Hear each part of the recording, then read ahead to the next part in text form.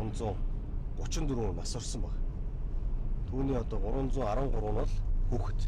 Эдгээр ослуудын ерөөсөө дийлэг холонх нь бол энэ хурд хэтрүүлснээс үүдэлтэй зам тээврийн ос. Жишээ нь бид хэд ингээд өөрсдөө нөгөө машина бараа явахаар бавбарч гэж бодож шүү дээ. Яг үнэн чанартай бид нар энэ камернуудыг тавина гэж төлөвлөсөн баг.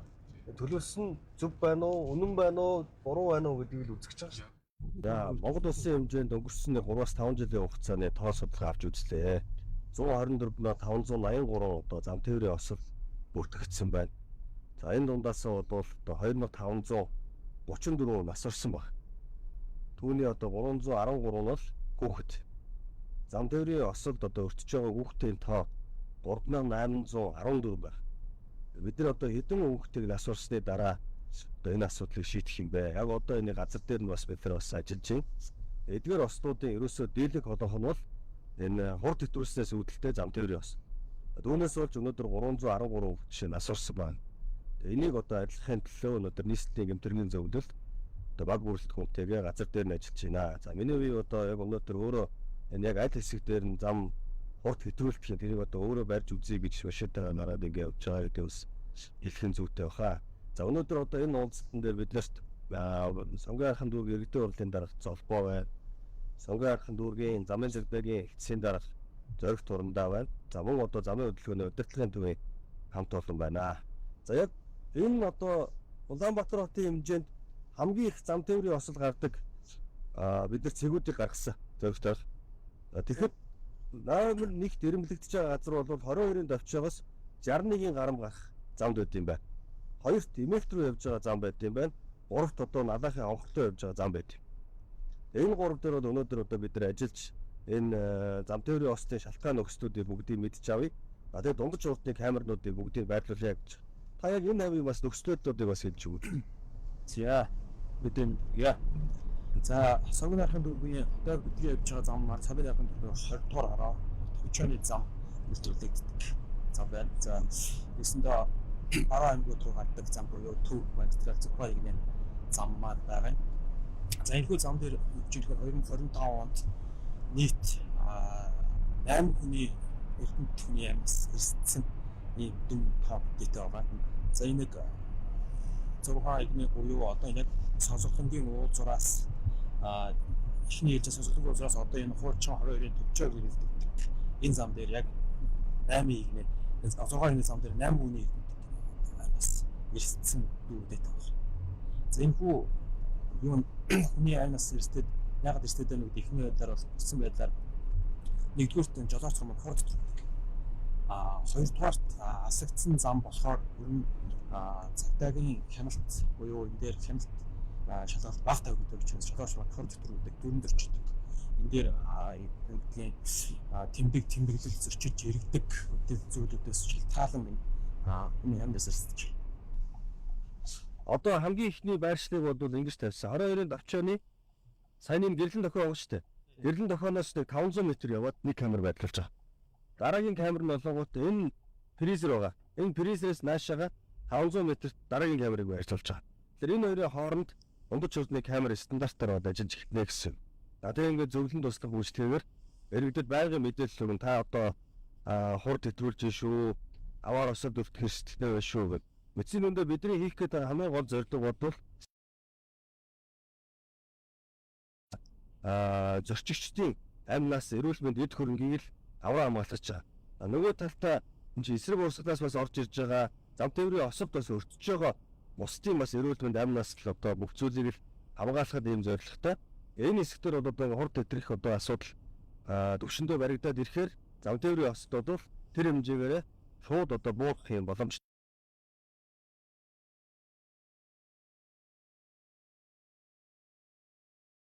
Машин тэгсэн ирнэ одоо ингээд 80-аас 100 км/цагийн хурдтай явж байгаа. Тэгэхээр дохиоч байхгүй шууд орж ирэл энэ машинуудыг гүйцээд явж байгаа байхгүй. Ийм нөхдүүдтэй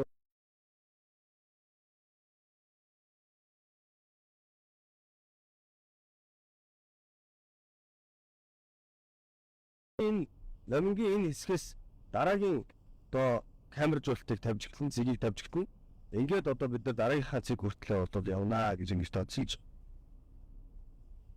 Золбот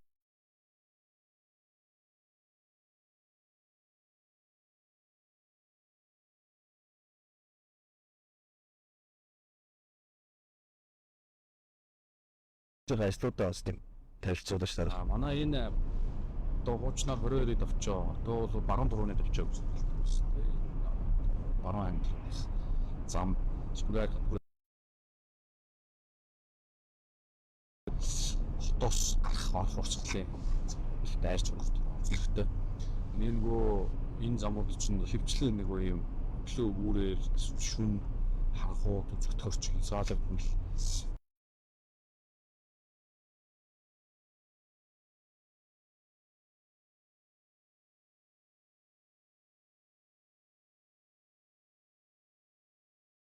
энэ дээр бас айгүй их аваар гардаг. Би хаац тэд би нууцруу хамтар их хаац. Юу өөрөө замын ачаал байгаа. За бидний хувьд бол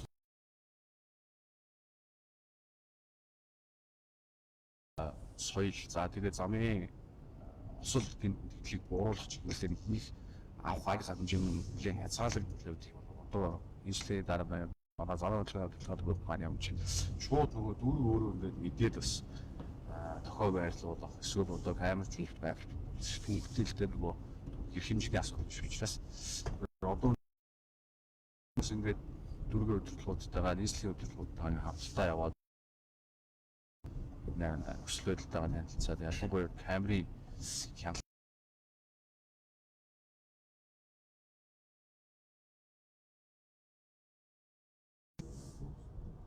Энэ хэсэгтээ бол ингээд хурд сааруулагч ихтэй уулзар ихтэй учраас харьцан гайгүй гэж төлөвлөсөн. Бидэд төлөвлөгөөндөө. Тэгэхээр энд бол нэг айхтар бол хурд ингээд хэсэгтэр ч гэсэн зам тээврийн бас бүртгэгдсэн тоо байхгүй юм байна шүү дээ. Юу насварсан тоо байхгүй. Хүн гимтсэн бас юу нэгэд харьцангуй хурд сааруулагч механик нэг юунууд ороод ирэхээр замын юунд ороод ирэнгүүт бас гайг болж байгаа. Тэгээд нөгөө тийм ч би бас өнгөрсөн жил улмаа дараа нэр дээрсэн тоод орсон дараа гэрэлтүүл байхгүй. Одоо гэрэлтүүл нь одоо бол тасахгүй. Энэ гэрэлтүүл үү? Тий ашиглалтанд орцсон. Энэ юу ч ихээр нөгөө яамар мэдчих байгаа гэдэг. Ааха.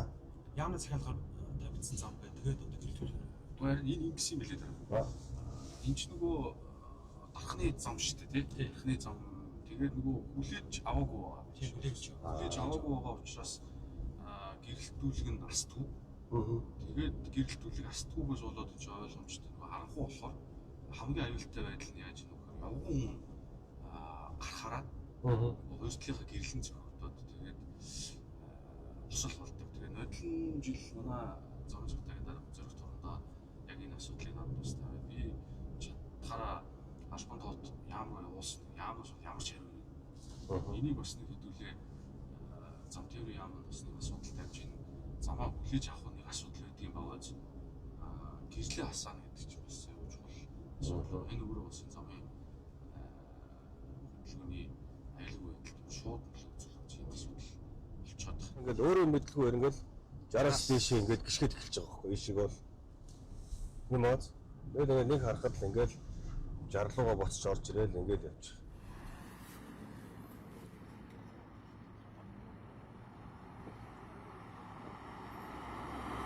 Хамгийн их одоо зам тээврийн осол гардаг хэсгүүд нь өсөөл аргагүй мэн чи ингээд энэ хурд сааруулагч жаалах, хурд хэмжигч жаалах, ихшин зургийн хурд хэмжигч жаалах.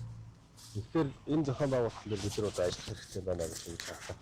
Энэ дундаа бас нэг хоёр камер байна шүү дээ. Тэр хоёрыг ашиглачмаар. Ааха. Эхнийх нь тэр зам дагуу байсан нэг байсан. Наад саяны тэр нэг тойргоос буцаж нааш орж иж байгаа шүү дээ. 22-ын давчруу өксхийн тэнд бас нэг юм дээрээ бас нэг камер байна.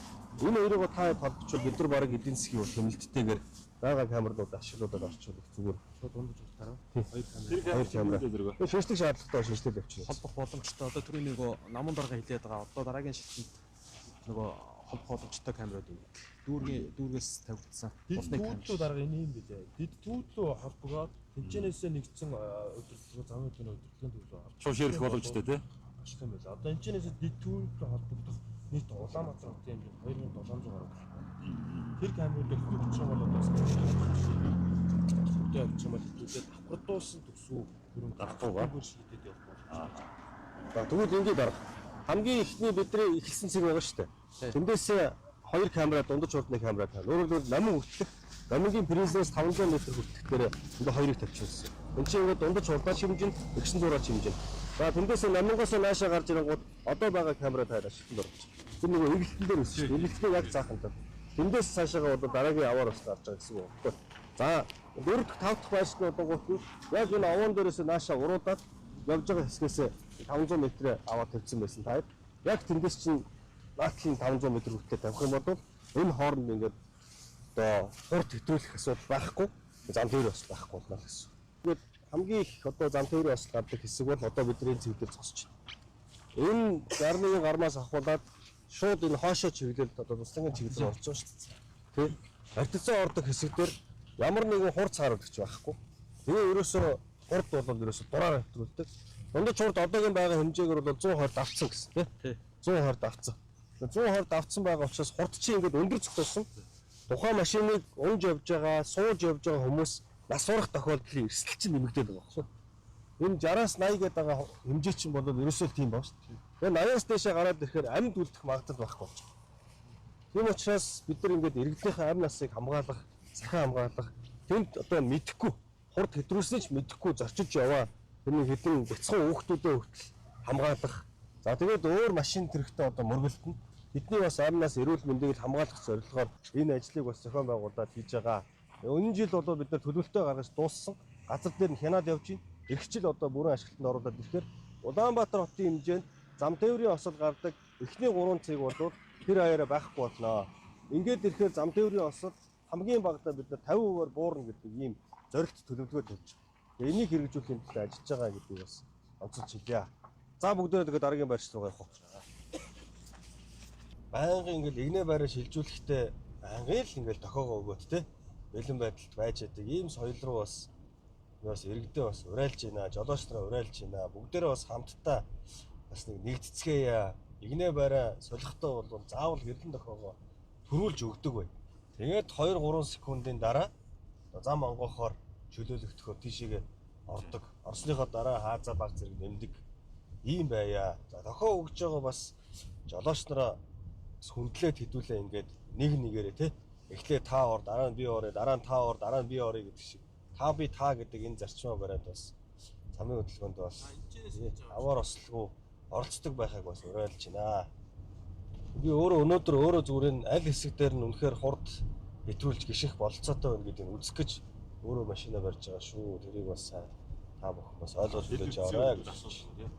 За одоо дотор бол угаасаа одоо хөгжих ихтэйгээд хурцлуулж чадахгүй байгаа ч гэсэн ялангуяа дөө орнуудын дууш замууд те хотоос урах гарах энэ замууд дээр их аваар гарч шít. Тэгэхээр энэ дээр энэ хүмүүсийн жолооч нарын соёл ухамсар зан төлөвийг төлөвшүүлэх бол бид яалтж байхгүй байна.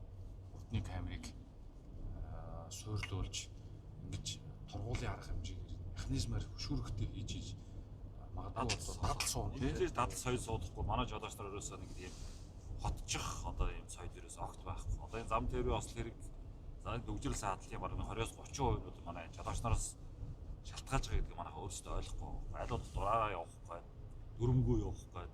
Ийм л зохицуулт орохоор ингээд дэрэндээ эсэргүүцэл үзүүлээд ингээд яваад бүгдээрээ энэ хотод соёлтой хөдөлгөөнтэй яг ном журмынхаа дагуу дүрм журмынхаа дагуу явдаг ингээд болчих юм бол зам тээврийн осол хэрэгж буурна дөгжрөл саадал маань ч гэсэн буурна шүү дээ. Тэгээд жолооч нар нэлээд одоо өөрсдөө дүгнэлтийг хэрэгтэй болчихсон. Яг хамгийн их мөргүүлдэг газар нь хэдүүдээ зогсож идэх үү? Эндээ хараад нэг шийдлээ хар. Энэ юм уу?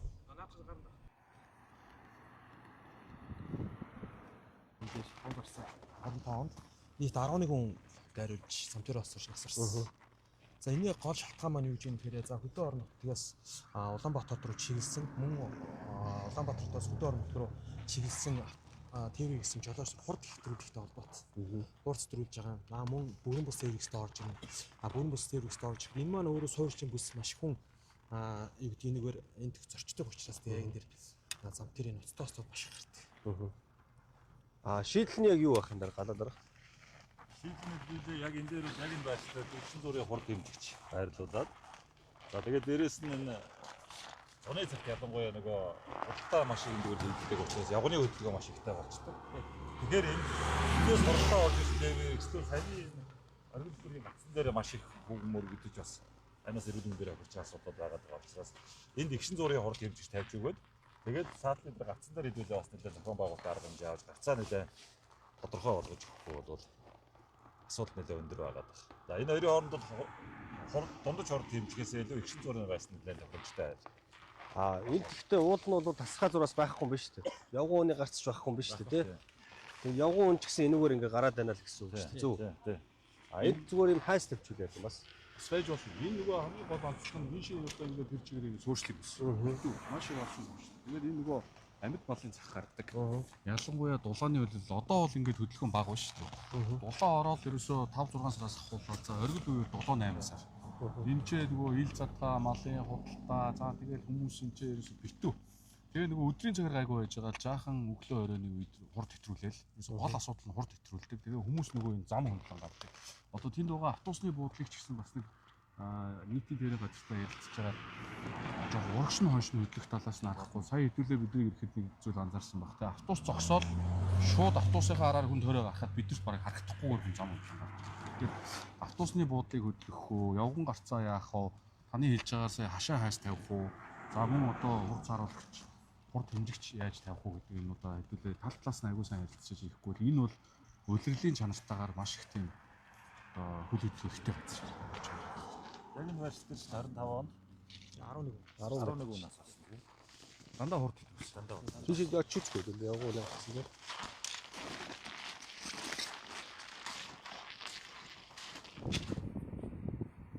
Дараа одоо жишээ нэраа. Энд ингээд явган ууны гарцны тэмдэг багхгүй. Тэгэхээр энэгээр ингээ хүн гарах юм байна гэдгийг мэдчих хүн байхгүй юм байна. Явган ууны гарц нь хаана байгаагаа мэдэхгүй байгаа учраас хүмүүс чинь ингээл дураараа гарч байгаа шүү дээ. Тэгээ чин чи ингээд эрэлт хэрэгцээ байна гэсэн үг багхгүй. Сайн байна уу? Би тэнд нөгөө зам тээврийн осол их гарч байгаа байршлуудад ирж ажиллаж байгаа юм. Тэгээ энд яалтчгүй ингээд явган ууны замын тэмдэглэгээ алгах. Тий. Осоо тэмдэглэгээ алгах. Энд амар аваар гардаг газар байхгүй. Энд ч одоо Монгол улсын хэмжээнд хамгийн их аваар гарсан хэсгийн нэг шүү дээ. 11 хүн одоо мөргүүлж насварсан байна шүү дээ. Тий. Тэгээ бид нар яг газар дээр нь ажиллаж байна. Энэ тэмдэглэгээ тавих хэрэгтэй юм байна. Тэмдэглэгийг нь тодруулах хэрэгтэй юм байна. Хурд хэмжигч. Тэр FT бензин колонкийнхаа тийшээгээ энэ нөгөө эрэлт байгаад байгаа учраас хүмүүс аваар гараад байгаа шүү дээ. хамгийн хөдөлгөөнд байгаа Тэгэхээр шаардлагатай бол явган ууны гарц тэнд хийх үү хийхгүй гэдэг нэг судалгаагаа хийж. Тэгээд чин шалтгаан өгч чи ерөөсөө машин хурдтай орж ирээд байгаа юм байна. Уугууд 900 хурд хэмжиж тавьчихна. Тэ? За тэгэхээр машинууд чинь хурд нь багасаад ороод ирнэ. Явган ууны гарцны тэмдэглээс нь тодорхой болчихно. Тэгэхээр явган ун бол тэрүүгээрээ гараа явчихна. Тэгээ бусад газар нь гардгүй болчиход энэ зам тээврийн бас гарахгүй юм. Тий. Энэ чинь үндсэн шалтгаан хурд хэтрүүлж байгаа гэхээр тэгэл тэрний эсрэг арга хэмжээ заавал. За тэгвэл тохирох уу? Одоо маш энгийн энд та хэд тэмдэглэгээ явган ууны гарцаа тодорхой болгох.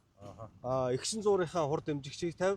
Тэгээ шаардлагатай бол хайс хашилгаа ийм цацруулагч маш сайн тавьж одоо нөгөө анхаарал сэрэмж болгоомжтой байдлаар харагдахгүй байдлаар сайн тэмдэглэгийг нь хийгээд тавьчихвал энд дахиж аваар бас гарахгүй юм байна л гэж харлаа шүү дээ. Тэгээ дараагийн шалтгаан гэж бас нөгөө нэг яриад идэг замын гэрэлтгүүл гэж юм огт.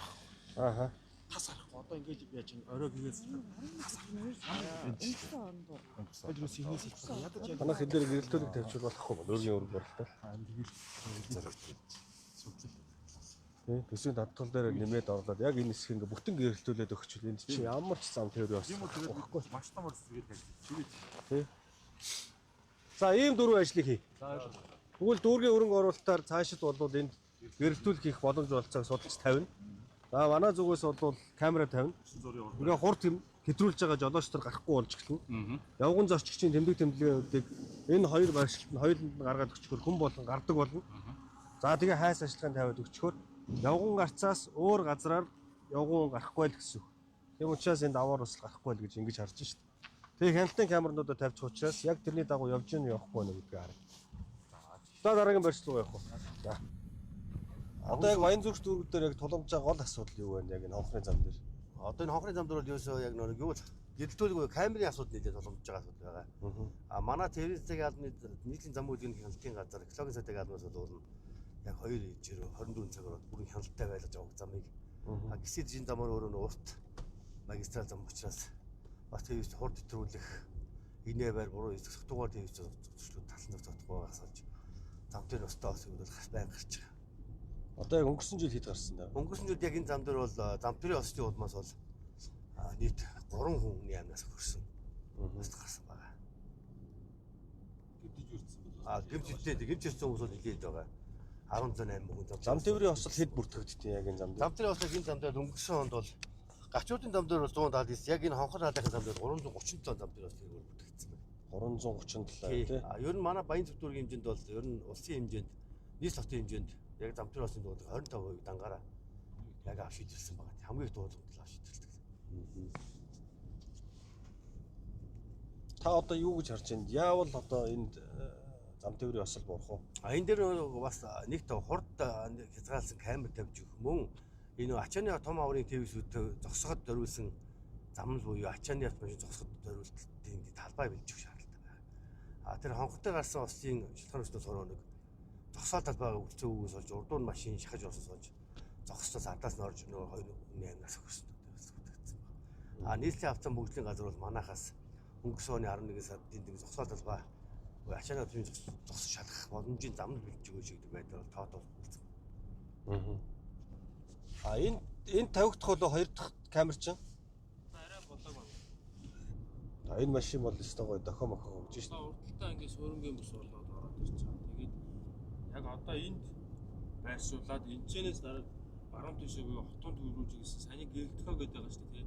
Тэр хоёрын хооронд дундаж хурдныхыг байршуулчихэд яг ийшээ нөгөө хурд авах хэсэг болчихж байгаа. Яг энэ оройн дээрээс. Яг эндээсээ ийшээг бол гайгүй юм байна тийм үү? Дандаа өсвөр. Одоо тэгэхээр дидвэрцийн хувьд бол энэ яг хонхрын энэ уулзуур хонхоргийн одоо энэ уулзуур болж байна. Энэчнээс энэ дидвэрцээ түшиглээд авсан байхад дараагийн саяны гэрэл төхөөн дээр дидвэрц очсон байгаа. Тэр хоёрын хооронд дундаж хурдуудыг аваад. Чигээр явах уу? Тэгээ одоо бос чиргийн дараа наад бос. Бид яг одоо энэ нэг төмөр байгаа энэ хэсгийг төмрийн замынхаа тошсон үеийг гаргаад энэ хэсгийг цагдаагийн хад багчтай телевиз шалгах боломжтой үзэх байдлаар телевиз зогсоох талбай бэлж өгөө гэдэг байдлаар нийслэлийн автомобилтээс бол өсөлтөөс хөрвүүлсэн байна. Тийм. Хад багч телевиз шалгах гэсэн бол аюулгүй байдал талдаа бол бас зөв болчиход байгаа.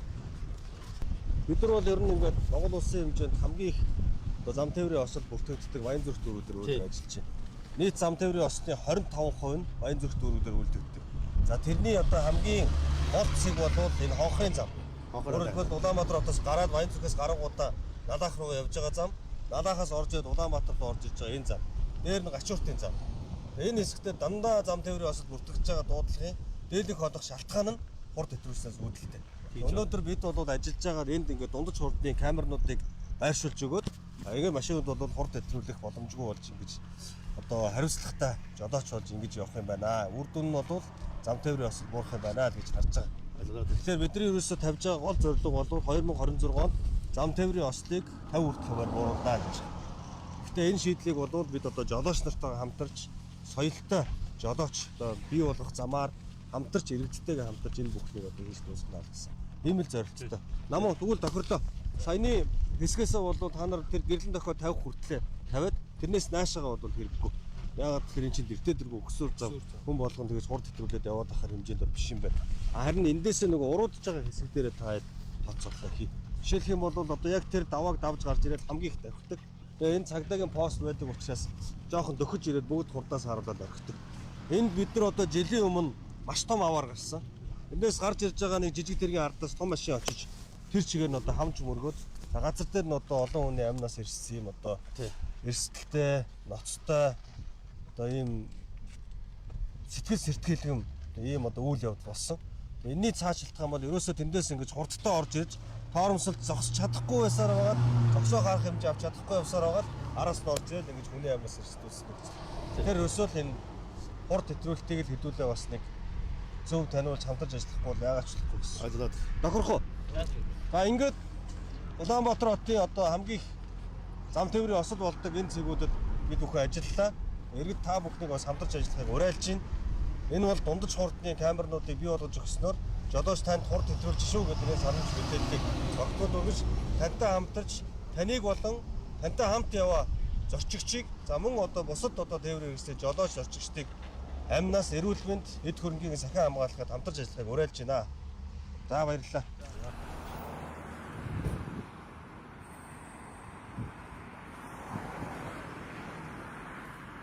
2500